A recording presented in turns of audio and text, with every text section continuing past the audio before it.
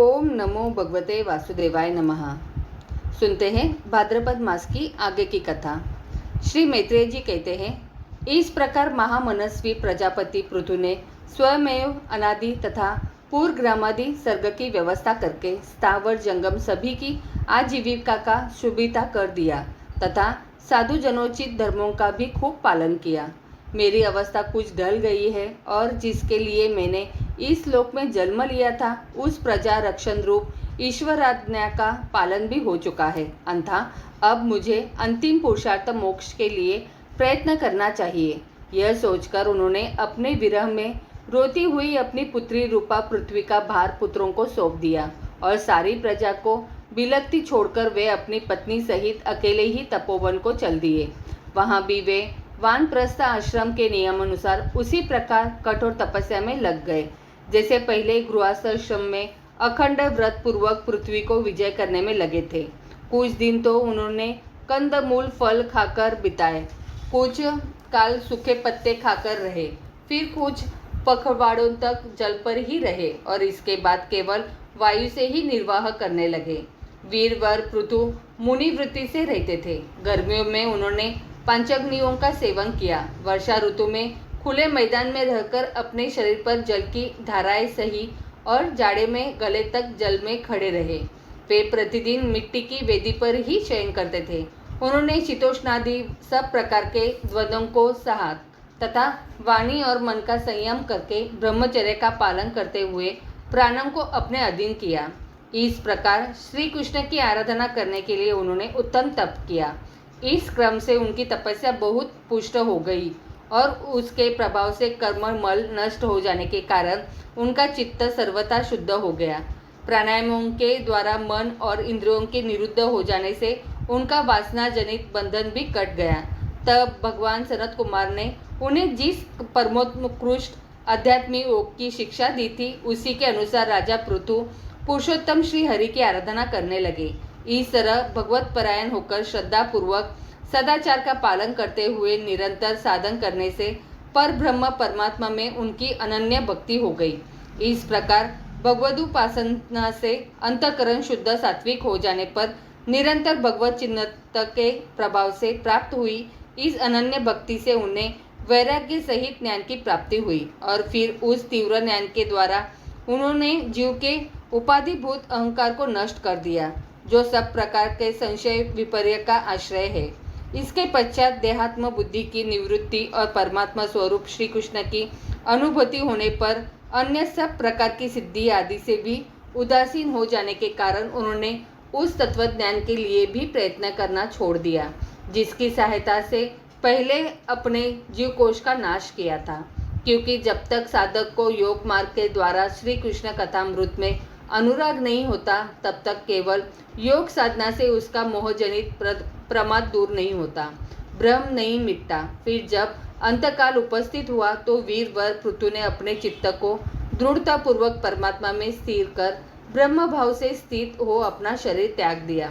उन्होंने एड़ी से गुदा के द्वार को रोककर प्राण वायु को धीरे धीरे मूलधारा से ऊपर की ओर उठाते हुए उसे क्रमशः नाभि, हृदय, वक्षस्थल, कंठ और मस्तक में स्थित किया। फिर उसे ऊपर की ओर ले जाते हुए क्रमशः ब्रह्मानंद में स्थिर किया। अब उन्हें किसी प्रकार के सांसारिक भोगों की लालसा नहीं रही। फिर यथास्थान विभाग करके प्राण वायु को समष्टि वायु में, पार्थिव शरीर को पृथ्वी में और शरीर के तेज को समष्टि तेज में लीन कर दिया। हृदयाकाशिदि देहावच्छिन्न आकाश को महाआकाश में और शरीर का रुधिरादि जलीय अंशों को समिष्ट जल में लीन किया। इसी प्रकार पृथ्वी को जल में, जल को तेज में, तेज को वायु में और वायु को आकाश में लीन किया। तदंतर मन को इंद्रियों में, इंद्रियों को उनके कारण रूप तन्मात्राओं में और सूक्ष्म भूतों के कारण अहंकार के द्वारा आकाश इंद्रिय और तन्मात्राओं को उसी अहंकार में लीन कर अहंकार को महत्व में लीन किया। फिर संपूर्ण गुणों की अभिव्यक्ति करने वाले उस महत्व तत्व को मायोपाधिक जीव में स्थित किया। तदंतर उस माया रूप जीव की उपाधि को भी उन्होंने ज्ञान और वैराग्य प्रभाव से अपने शुद्ध ब्रह्म स्वरूप में स्थित होकर त्याग दिया। महाराज पृथु की पत्नी महारानी अर्ची भी उनके साथ वन को गई थी। वे बड़ी सुकुमारी थी, पैरों से भूमि का स्पर्श करने योग्य भी नहीं थी। फिर भी उन्होंने अपने स्वामी के व्रत और नियमादि का पालन करते हुए उनकी खूब सेवा की और मुनिवृत्ति के अनुसार कंद मूल आदि से निर्वाह किया। इससे यद्यपि वे बहुत दुर्बल हो गई थी, तो भी प्रियतम के कर स्पर्श से सम्मानित होकर उसी में आनंद मानने के कारण उन्हें किसी प्रकार कष्ट नहीं होता था। अब पृथ्वी के स्वामी और अपने प्रियतम महाराज पृथ्वी की देह को जीवन के चेतना आदि सभी धर्मों से रहित देख उस सती ने कुछ देर विलाप किया। फिर पर्वत के ऊपर चिता बनाकर उसे उस चिता पर रख दिया। इसके बाद उस समय के सारे कृत्य कर नदी के जल में स्नान किया। अपने परम पराक्रमी पति को जलांजलि दे आकाश स्थित देवताओं की वंदना की तथा 3 बार चिता की परिक्रमा कर पतिदेव के चरणों का ध्यान करती हुई अग्नि में प्रवेश कर गई। परम साध्वी अर्ची को इस प्रकार अपने पति वीरवर पृथु का अनुगमन करते देख सहस्त्रों वरदायिनी देवियों ने अपने अपने पतियों के साथ उनकी स्तुति की। वहां देवताओं के बाजे बजने लगे। उस समय उस मंदाचल के शिखर पर वे देवांगनाएं पुष्पों की वर्षा करती हुई आपस में इस प्रकार कहने लगी। देवियों ने कहा, अहो, यह स्त्री धन्य है। इसने अपने पति राज राजेश्वर पृथु की मन वाणी शरीर से ठीक उसी प्रकार सेवा की है जैसे श्री लक्ष्मी जी यज्ञेश्वर भगवान विष्णु की करती है। अवश्य ही अपने अचिंत्य कर्म के प्रभाव से यह सती हमें भी लांग कर अपने पति के साथ उच्चतर लोकों का जा रही है। इस लोक में कुछ ही दिनों का जीवन होने पर भी जो लोग भगवान के परम पद की प्राप्ति कराने वाला आत्मज्ञान प्राप्त कर लेते हैं, उनके लिए संसार में कौन पदार्थ दुर्लभ है। अंधा जो पुरुष बड़ी कठिनता से भूलोक के मोक्ष का साधन स्वरूप मनुष्य शरीर पाकर भी विषयों में आसक्त रहता है, वह निश्चय ही आत्मघाती है। हाय हाय, वह ठगा गया। श्री मैत्रेय जी कहते हैं, विदुर जी, जिस समय देवांगनाएं इस प्रकार स्तुति कर रही थी, भगवान के जिस परम धाम को आत्मज्ञानियों में श्रेष्ठ भगवत प्राण महाराज पृथु गए, महारानी अर्ची भी उसी पतिलोक को गई। परम भागवत पृथु जी ऐसे ही प्रभावशाली थे। उनके चरित्र बड़े उदार है। मैंने तुम्हारे सामने उनका वर्णन किया। जो पुरुष इस परम पवित्र चरित्रों को श्रद्धा पूर्वक एकाग्र चित्त से पढ़ता, सुनता अथवा सुनाता है, वह भी महाराज पृथु के पद भगवान के परम धाम को प्राप्त होता है। इसका सकाम भाव से पाठ करने से ब्राह्मण ब्रह्म तेज प्राप्त करता है, क्षत्रिय पृथ्वीपति हो जाता है, वैश्य व्यापारियों में प्रधान हो जाता है और शूद्र में साधुता आ जाती है। स्त्री हो अथवा पुरुष, जो कोई इसे आदर पूर्वक 3 बार सुनता है, वह स्थानहीन हो तो पुत्रवान, धनहीन हो तो मदाहीन, कीर्तिहीन तो यशस्वी और मूर्ख हो तो पंडित हो जाता है। यह चरित्र मनुष्य मात्र का कल्याण करने वाला और अमंगल को दूर करने वाला है। यह धन, यश और आयु की वृद्धि करने वाला, स्वर्ग की प्राप्ति कराने वाला और कलयुग के दोषों का नाश करने वाला है। यह धर्मादि चतुर्वेद की प्राप्ति में भी बड़ा सहायक है। इसलिए जो लोग धर्म, अर्थ, काम और मोक्ष को भली भांति सिद्ध करना चाहते हैं, उन्हें इसका श्रद्धापूर्वक श्रवण करना चाहिए। जो राजा विजय के लिए प्रस्थान करते समय इसे सुनकर जाता है, उसके आगे आकर राजा लोग उसी प्रकार भेंटें रखते हैं जैसे पृथ्वी के सामने रखते हैं। मनुष्य को चाहिए कि अन्य सब प्रकार की आसक्ति छोड़कर भगवान में विशुद्ध निष्काम भक्ति भाव रखते हुए महाराज पृथु के इस निर्मल चरित्र को सुने, सुनावे और पढ़े। विदुर जी, मैंने भगवान के महात्म्य को प्रकट करने वाला यह पवित्र चरित्र तुम्हें सुना दिया। इसमें प्रेम करने वाला पुरुष महाराज पृथु का सा गति पाता है। जो पुरुष इस पृथु चरित्र का प्रतिदिन आदर पूर्वक निष्काम भाव से श्रवण और कीर्तन करता है, उसका जिनके चरण संसार सागर को पार करने के लिए नौका के समान है, उन श्री हरि में सुदृढ़ अनुराग हो जाता है। श्री मैत्रेय जी कहते हैं, विदुर जी, महाराज पृथु के बाद उनके पुत्र परम यशस्वी विजेताश्व राजा हुए। उनका अपने छोटे भाइयों पर बड़ा स्नेह था, इसलिए उन्होंने चारों को एक एक दिशा का अधिकार सौंप दिया। राजा विजिताश्व ने हर्षय पूर्व, धूम्रकेश को दक्षिण, वृक को पश्चिम और द्रविण को उत्तर दिशा का राज्य दिया। उन्होंने इंद्र से अंतर्ध्यान होने की शक्ति प्राप्त की, इसलिए उन्हें अंतर्धान भी कहते हैं। उनकी पत्नी का नाम शिखंडिनी था। उससे उनके 3 सुपुत्र हुए। उनके नाम पावक, पवमान और शुचि थे। पूर्व काल में वशिष्ठ जी का शाप होने से उपयुक्त नाम के अग्नियों ने ही उनके रूप में जन्म लिया था। आगे चलकर योग मार्ग से ये फिर अग्निरूप हो गए।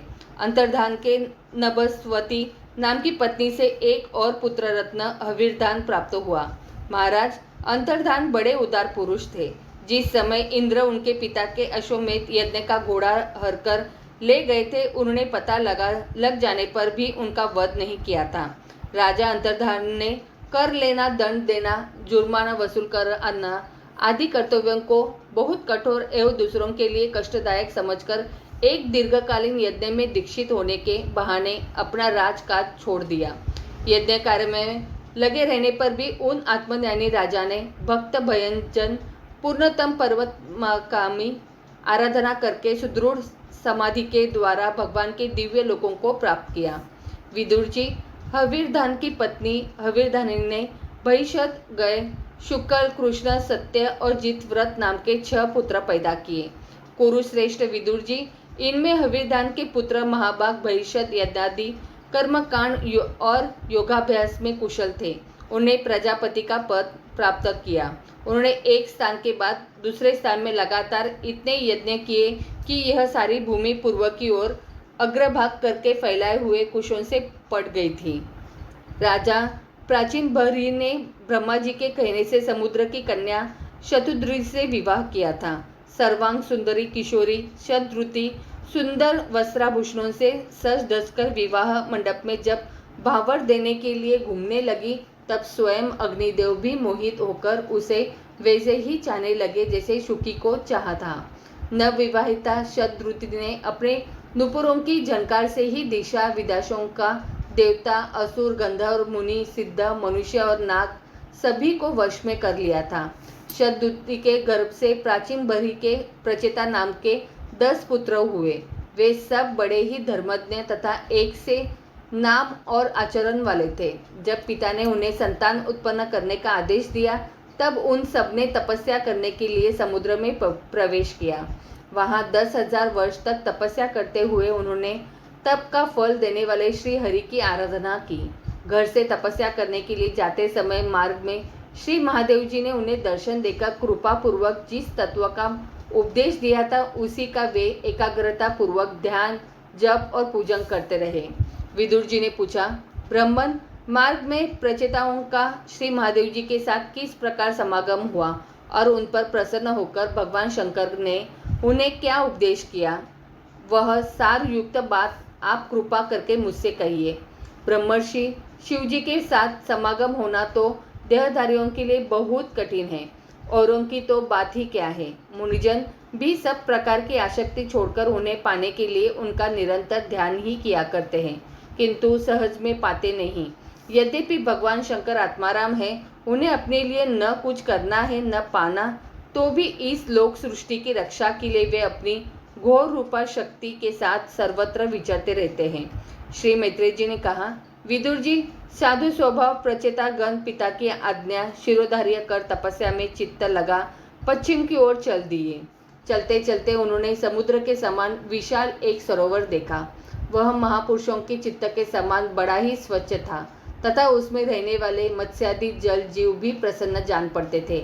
उसमें नील कमल, लाल कमल, रात में, दिन में और सायंकाल में खिलने वाले कमल तथा इंदिवर आदि अन्य कई प्रकार के कमल सुशोभित थे। उसके तटों पर हंस, सारस, चकवा और कारंडव आदि जल पक्षी चहक रहे थे। उसके चारों ओर तरह तरह के वृक्ष और लताएं थी। उन पर मतवाले और भौरे गूंज रहे थे। उनकी मधुर ध्वनि से हर्षित होकर मानो उन्हें रोमांच हो आ रहा था। कमल कोश के परांगपुज वायु के झकोरों से चारों ओर उड़ रहे थे, मानो वहाँ कोई उत्सव हो रहा है। वहाँ मृदुंग, पनव आदि बाजों के साथ अनेकों दिव्य रागिनियों के क्रम से गायन की मधुर ध्वनि सुनकर उन राजकुमारों को बड़ा आश्चर्य हुआ। इतने में ही उन्होंने देखा कि देवाधिदेव भगवान शंकर अपने अनुचरों के सहित उस सरोवर से बाहर आ रहे हैं। उनका शरीर तपी हुई सुवर्ण राशि के समान कांतिमान है, कंठ नीलवर्ण है तथा 3 विशाल नेत्र है। वे अपने भक्तों पर अनुग्रह करने के लिए उद्यत है। अनेकों गंधर्व उनका सुयश गा रहे हैं। उनका सहसा दर्शन पाकर प्रचेताओं को बड़ा कुतूहल हुआ और उन्होंने शंकर जी के चरणों में प्रणाम किया। तब शरणागत भैयारी धर्मवत्सल भगवान शंकर ने अपने दर्शन से प्रसन्न हुए उन धर्मज्ञ और शील संपन्न राजकुमारों से प्रसन्न होकर कहा।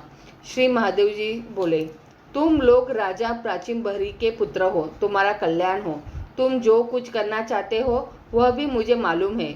इस समय तुम लोगों पर कृपा करने के लिए ही मैंने तुम्हें इस प्रकार दर्शन दिया। जो व्यक्ति अव्यक्त प्रकृति तथा जीव संज्ञक पुरुष इन दोनों के नियामक भगवान वासुदेव की साक्षात शरण लेता है वह मुझे परम प्रिय है। अपने वर्णाश्रम धर्म का भली भांति पालन करने वाला पुरुष 100 जन्म के बाद ब्रह्मा के पद को प्राप्त होता है और इससे भी अधिक पुण्य होने पर वह मुझे प्राप्त होता है। परंतु जो भगवान का अनन्य भक्त है वह तो मृत्यु के बाद ही सीधे भगवान विष्णु के उस सर्व प्रपंचातीत परम पद को प्राप्त होता है जिसे रुद्र रूप में स्थित में तथा अन्य अधिकारादि देवता अपने अपने अधिकार की संपादी बात प्राप्त करेंगे। तुम लोग भगवत होने के नाते मुझे भगवान के समान ही प्यारे हो। इसी प्रकार भगवान के भक्तों को भी मुझे बढ़कर और कोई कभी प्रिय नहीं होता। अब मैं तुम्हें एक बड़ा ही पवित्र, मंगलमय और कल्याणकारी स्तोत्र सुनाता हूँ।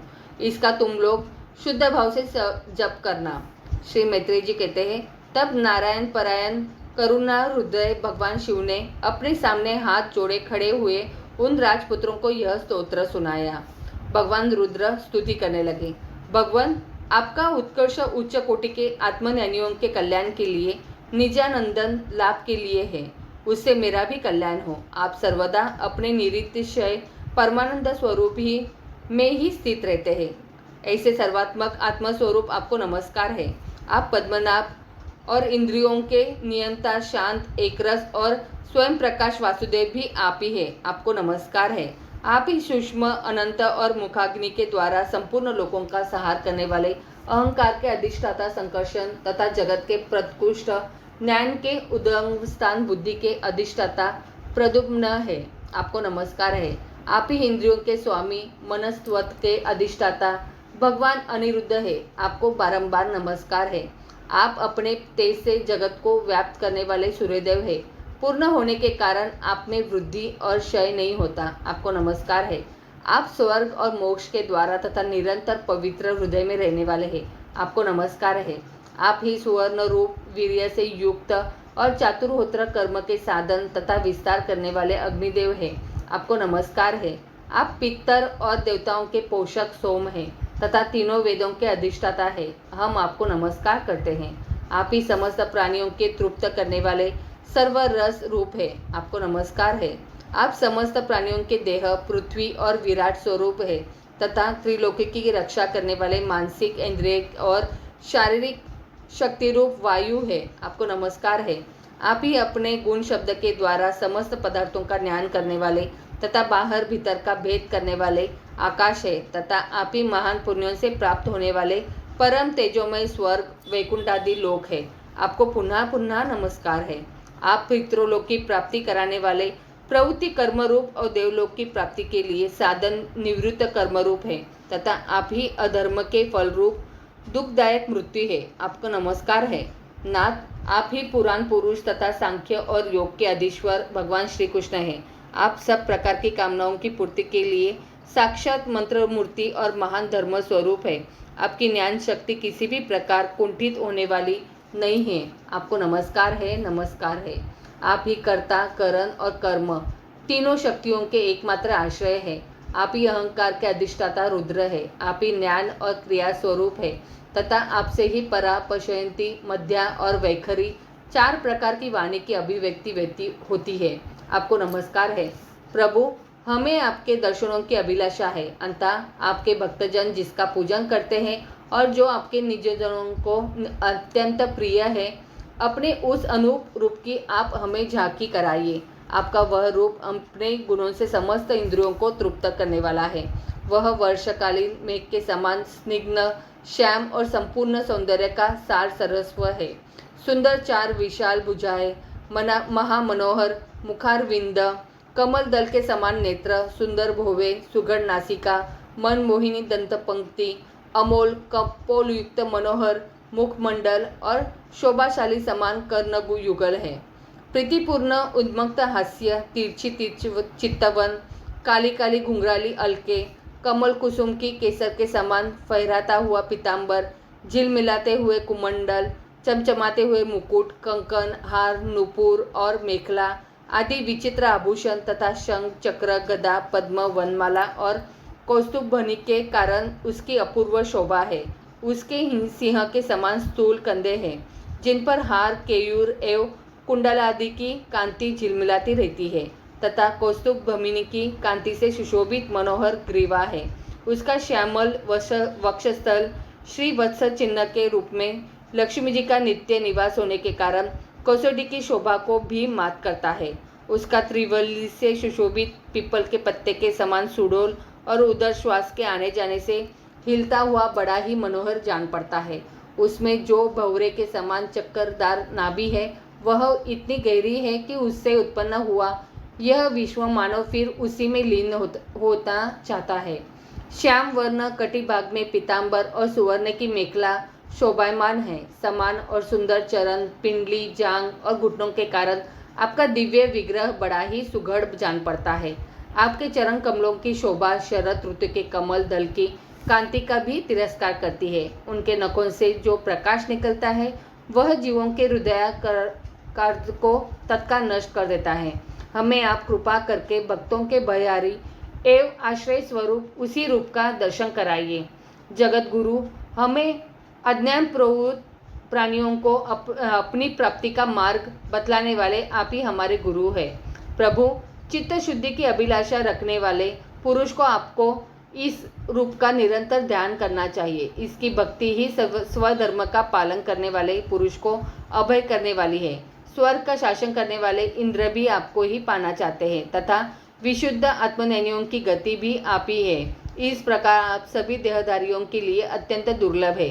केवल भक्तिमान पुरुष ही आपको पा सकते हैं। सत्पुरुषों के लिए भी दुर्लभ अनन्य भक्ति से भगवान को प्रसन्न करके जिनकी प्रसन्नता किसी अन्य साधना से दुस्साध्य है, ऐसा कौन होगा जो उनके चरण तल के अतिरिक्त और कुछ चाहेगा। जो काल अपने अदम्य उत्साह और पराक्रम से फड़कती हुई भौहों के इशारों से सारे संसार का संहार कर डालता है, वह भी आपके चरणों की शरण में गए हुए प्राणी पर अपना अधिकार नहीं मानता। ऐसे भगवान के प्रेमी भक्तों का यदि आधे क्षण के लिए भी समागम हो जाए तो उसके सामने मैं स्वर्ग और मोक्ष को कुछ नहीं समझता। फिर मृत्युलोक के तुच्छ भोगों की तो बात ही क्या है। प्रभु, आपके चरण संपूर्ण पापराशियों के हर लेने वाले हैं। हम तो केवल यही चाहते हैं कि जिन लोगों ने आपकी कीर्ति और तीर्थ में आंतरिक और बाह्य स्नान करके मानसिक और शारीरिक दोनों प्रकार के पापों को धो डाला है तथा जो जीवों के प्रति दया, राग, द्वेष रहित चित्त तथा सरलता आदि गुणों से युक्त है, उन आपके भक्तजनों का संग हमें सदा प्राप्त होता रहे। यही हम पर आपकी बड़ी कृपा होगी। जिस साधक का चित्त भक्ति योग से अनुग्रहित एवं विशुद्ध होकर न तो बाह्य विषयों में भटकता है और न अज्ञान गुहारूप प्रकृति में ही लीन होता है, वह अनायास ही आपके स्वरूप का दर्शन पा जाता है, जिसमें यह सारा जगत दिखाई देता है और जो स्वयं संपूर्ण जगत में भास रहा है, वह आकाश के समान विस्तृत और परम प्रकाश में ब्रह्म तत्व आप ही है। भगवान, आपकी माया अनेक प्रकार के रूप धारण करती है। इसी के द्वारा आप इस प्रकार जगत की रचना, पालन और सहार करते हैं जैसे यह कोई सद्बुद्ध हो, किंतु इससे आप में किसी प्रकार का विकार नहीं होता। माया के कारण दूसरे लोगों में ही भेद बुद्धि उत्पन्न होती है। आप परमात्मा, वह अपना प्रभाव डालने में असमर्थ होती है। आप तो हम परम स्वतंत्र ही समझते हैं। आपका स्वरूप पंचभूत, इंद्रिय और अंतकरण के प्रेरक रूप से उपलक्षित होता है। जो कर्मयोगी पुरुष सिद्ध प्राप्त करने के लिए तरह तरह के कर्मों द्वारा आपके इस सगुण साकार स्वरूप का श्रद्धा पूर्वक भली भांति पूजन करते हैं, वे ही वेद और शास्त्रों के सच्चे मर्मज्ञ हैं। प्रभु, आप ही अद्वितीय आदि पुरुष है। सृष्टि के पूर्व आपकी माया शक्ति सोई रहती है, फिर उसी के द्वारा सत्व, रज और तम रूप गुणों का भेद होता है और इसके बाद उन्हीं गुणों से महत्व तत्व, अहंकार, आकाश, वायु, अग्नि, जल, पृथ्वी, देवता, ऋषि और समस्त प्राणियों से युक्त इस जगत की उत्पत्ति होती है। फिर आप अपनी ही माया शक्ति से रचे हुए इन जरायुज, अंडज, स्वेदज और उद्दीभेज भेद से 4 प्रकार के शरीरों में अंश रूप से प्रवेश कर जाते हैं। और जिस प्रकार मधुमक्खियाँ अपने ही उत्पन्न किए हुए मधु का आस्वादन करती है, उसी प्रकार वह आपका अंश उन शरीरों में रहकर इंद्रियों के द्वारा इन तुच्छ विषयों को भोगता है। आपके इस अंश को ही पुरुष या जीव कहते हैं।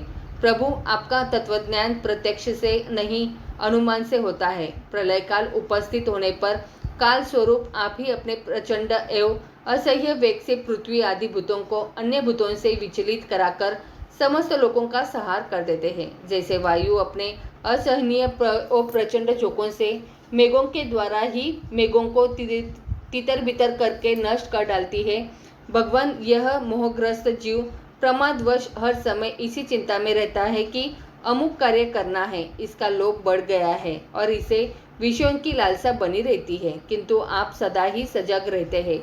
भूख से जीभ लपलपाता हुआ सर्प जैसे चूहे को चट कर जाता है, उसी प्रकार आप अपने काल स्वरूप से उसी सहसा लीन जाते हैं। आपके अवहेलना करने के कारण आपकी अपनी आयु को व्यर्थ मानने वाला ऐसा कौन विद्वान होगा जो आपके चरण कमलों को बिसारेगा। इनकी पूजा तो काल की आशंका से ही हमारे पिता ब्रह्मा जी और स्वयंभू आदि 14 मनुओं ने भी बिना कोई विचार किए केवल श्रद्धा से ही की थी। ब्रह्मन, इस प्रकार सारा जगत रुद्र रूप काल के भय से व्याकुल है। अंथा परमात्मन, इस तत्व को जानने वाले हम लोगों के तो इस समय आप ही सर्वथा भय शून्य आश्रय है। राजकुमारों, तुम लोग विशुद्ध भाव से स्वधर्म का आचरण करते हुए भगवान में चित्त लगाकर मेरे कहे हुए इस स्तोत्र का जप करते रहो। भगवान तुम्हारा मंगल करेंगे। तुम लोग अपने अंतःकरण में स्थित उन सर्वभूतार्यामी परमात्मा श्री हरि का ही बारंबार स्तवन और चिंतन करते हुए पूजन करो। मैंने तुम्हें यह योगादेश नाम का स्तोत्र सुनाया है। तुम लोग इसे मन से धारण मुनिव्रत का आचरण करते हुए इसका एकाग्रता से आदर पूर्वक अभ्यास करो। यह स्तोत्र पूर्व काल में जगदीश्वर के इच्छुक प्रजापतियों के पति भगवान ब्रह्मा जी ने प्रजा उत्पन्न करने की इच्छा वाले हम भृगु आदि पुत्रों को सुनाया था। जब हम प्रजापतियों को प्रजा का विस्तार करने की आज्ञा हुई, तब इसी के द्वारा हमने अपना अज्ञान निवृत्त करके अनेक प्रकार की प्रजा उत्पन्न की थी। अब भी जो भगवत परायण पुरुष इसका एकाग्र चित्त से नित्य प्रति जप करेगा, उसका शीघ्र ही कल्याण हो जाएगा। इस लोक में सब प्रकार के कल्याण साधनों में मोक्षदायक ज्ञान ही सबसे श्रेष्ठ है।